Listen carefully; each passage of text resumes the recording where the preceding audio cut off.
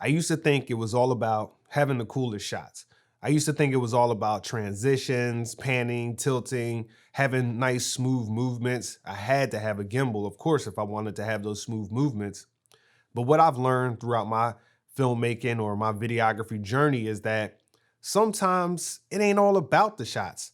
Sometimes, actually most times, it's about the story and what's going on. So in today's video, I'm just going to share a few quick and brief tips that you maybe can use when you're going out and you're shooting. So the biggest thing that I had to learn, right, or even I noticed myself, is that when I was putting together, videos, say commercials or promotional videos, right, for these different brands or companies for their products or their services, one of the things I noticed is that I always needed that underlying narrative. I've always needed a story. See, a lot of times when you go and you shoot with clients or you're shooting something, some kind of promotional or marketing video, right?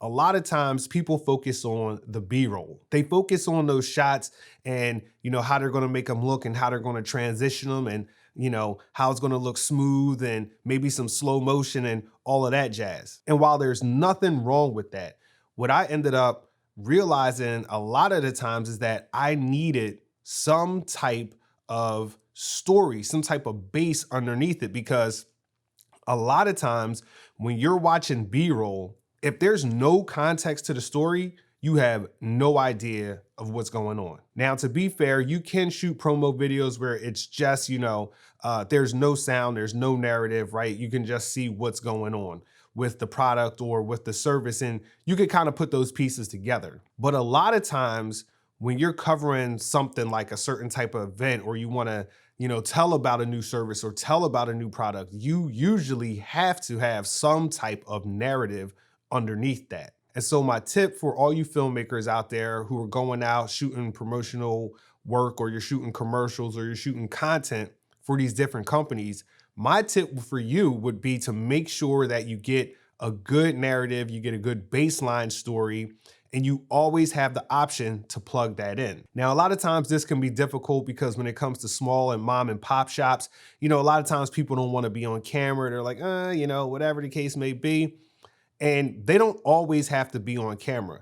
I've had videos that I've created where it's been basically mainly B-roll. The person might appear on camera once or twice, or maybe not even at all, but that underlying narrative, that story of what's going on within those shots was still there. And so as a bonus tip, that means that you need to focus on your audio. Make sure that you're getting quality audio gear. Don't focus so much on just the visuals. Having great visuals is great, but when you have just a bunch of visuals and cool transitions and drone shots and, things looking all speed ramping and all that type of jazz and slow motion, it's cool. But if nobody knows kind of what's going on, I mean, you might have an idea like, oh, maybe somebody did a video for a festival, or like say a farmer's market, or a day in town or something like that.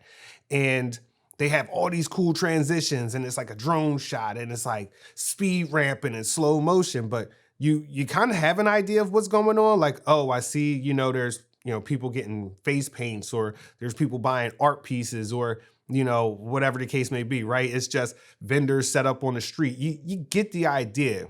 But if you have a good narrative underneath all of those cool transitions, it makes it that much better, because now people know the story.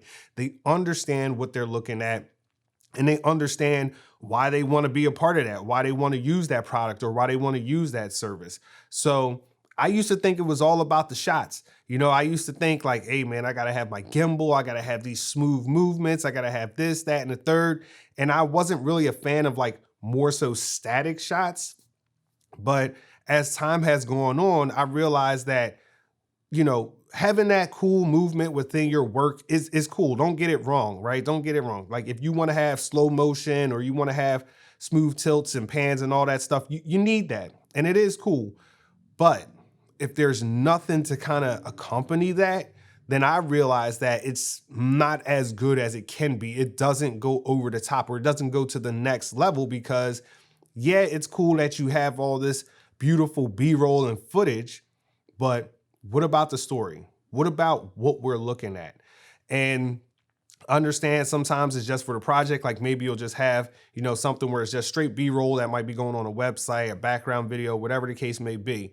But when you're making some type of promotional video, some type of, you know, product video, make sure that you have a good narrative. You're doing a short documentary, or, you know, if you're doing that, then you obviously know that you need a good narrative. But this is more so for those people who are doing that promotional work. I see a lot of people's work and it looks great. The color grading is great. The speed ramping is great. You know, you're shooting at 120 FPS. That's all well and good. But then the story lacks underneath. And, you know, sometimes it's kind of a waste. And sometimes you don't want the shot to be distracting from the actual product, from the actual service. And that's a mistake that I made a lot. You know, when I look back at some of my older work, you know, at the time I was like, man, this looks great. You know, the smooth tilts and pans and, you know, you know what I'm saying. I don't have to keep going into it. But I made that mistake when I would look back, because sometimes those shots are distracting from the product, from the service, from the actual story. Now, having that narrative underneath, because that's something I always struggle with. I just never could like get into looking at straight B-roll. So I always needed some type of narrative underneath there. Now that always helped me, but you know, as I'm progressing, you know, and taking on different types of work, I realized that the shot is a compliment. It's not so much a distraction. So don't make it all about the shot, but make the shot about what's going on. So I hope that makes sense. So that's it for me today, guys. Hopefully you found that little nugget useful and helpful. And if so, drop me a comment. Let me know, have you been through this type of situation? And either way, just keep on shooting and keep doing what you're doing. Until the next time, peace.